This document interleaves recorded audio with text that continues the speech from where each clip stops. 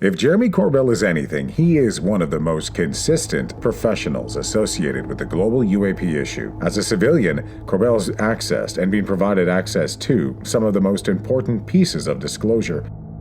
Some of the information he has not disclosed to the public, but what he has said, he backs up with facts, and it's rather eye-popping when you consider it.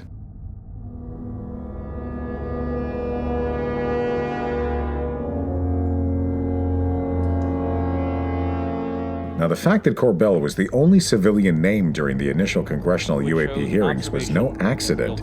This is someone in the know, or at least is close to those with much more information than the rest of us. But that doesn't mean he knows the whole story himself, and he'll be the first one to tell you that. He's just many, many chapters ahead.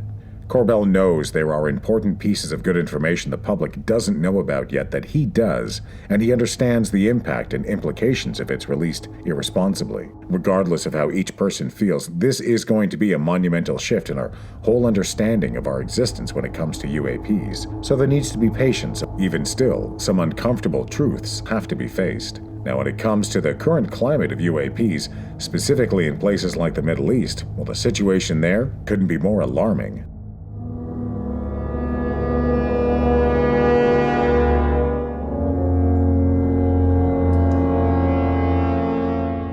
Corbell has been very public with his comments that the Russians have tried shooting at these craft on a regular basis, just like the Americans. Corbell has said numerous times in 2022 that, quote, kinetic engagements are happening far more often than we might believe, weekly, even daily in some cases, and that's fancy talk for shooting at them. Now, the fact that there aren't downed UAPs scattered about suggests perhaps that the military is not as successful against them as we might want to think. Now, the sword and shield our modern militaries are using in these so-called kinetic engagements has a bit of the air of bringing a knife to a gunfight, except this is a space gun and our knife folds up into our pocket, which might explain the lack of transparency. After all, what would it mean if the head of the Air Force came out and briefed the press that the new trillion-dollar next-generation fighter jet they've built might as well have been built by the Wright brothers? Imagine how unnerving that would be.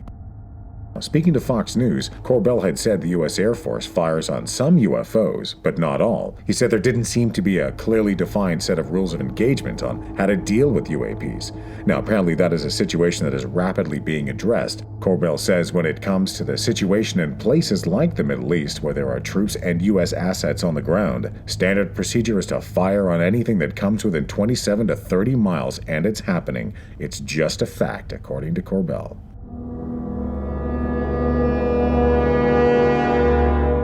Corbell is confident if whistleblower protection is granted by the U.S. government and people come forward to acknowledge working on reverse engineering programs of UAPs, then it's really game over for the big cover-up. The independent filmmaker who grabbed international attention with his groundbreaking Bob Lazar documentary says many of these things are transmedium craft, able to go from space through air and into water without any kind of resistance from friction, displaying a heat signature, means of propulsion, avionics.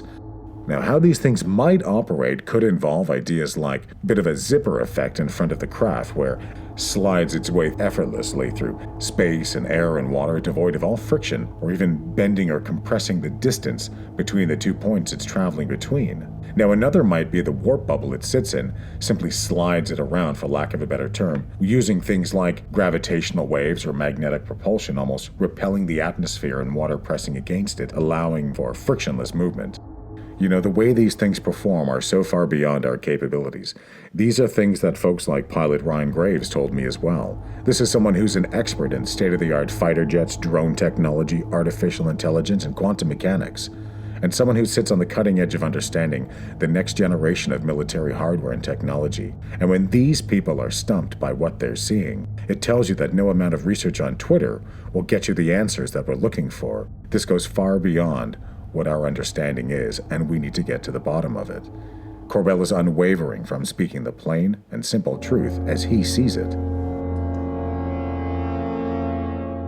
There is a cover-up to conceal relevant information about UAPs and its connection to the United States government and military, and it must end for the greater good of everyone. We all have the right to know, and it is clear there are power brokers on the field of play, some of which the public and even politicians don't know exist or appropriately comprehend the power they wield, potentially holding samples and technologies covertly for decades. that delivers them an immeasurable advantage over the rest of us. So it's a noble thought exercise to consider what would it mean for those groups to then surrender that technology, and how could it possibly benefit them? What would be the motivation to suddenly relinquish all of that power and authority? Which is why some very uncomfortable questions need to be asked.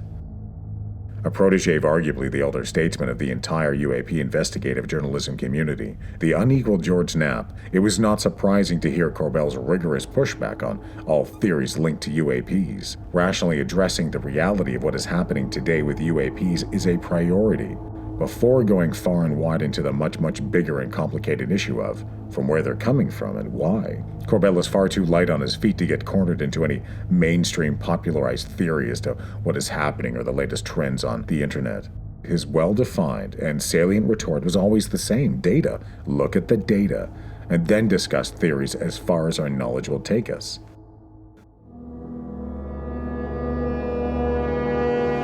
Without knowing what the whole picture is, it's a fool's game of errors trying to make connections we don't yet know exist or know where they go. Corbell wants the same benefits for all of us that he enjoys, but that information released and handled in a responsible way. And the best way to achieve that is with good facts, because there's a lot already without the needless padding of warrantless speculation. As a person dedicated in his quest to help the public gain access to much of the data, Corbell works hard not to push any ideas into premature conclusions. He's quite comfortable sitting in a field of mounting questions with few answers, knowing some things cannot be forced before it's ready. And based on the amount of UAP activity right now, it seems the answers are more than happy to be coming to us. I'm Sean. Thanks for watching. If you enjoyed the content, be sure to give it a like and subscribe. There's great new material coming all the time. Stay tuned. Another great video is coming up next.